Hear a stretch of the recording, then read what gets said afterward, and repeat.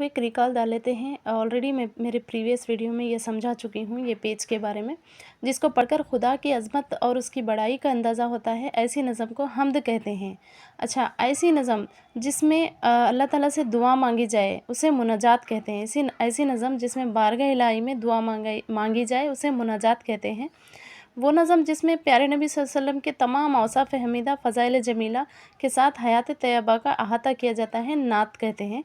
हमारे नबी की शान में पढ़ी जाने वाली नज़म को हम नात कहते हैं। ऐसी नज़म जिसमें 6 मिसरे होते हैं उसे मुसद्दस कहते हैं।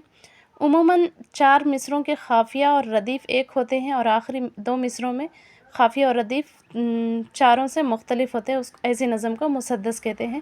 वो नज़म जो 4 मिसरों पर मुश्तमिल होती है रुबाई कहते हैं। यहाँ पर रुबाई के बारे में इम्पॉर्टेंट पॉइंट्स है, जिसका पहला, दूसरा और चौथा मिसरा हम ख़ाफ़िया और हम रदीफ़ होता है, यानी कि तीसरा मिसरा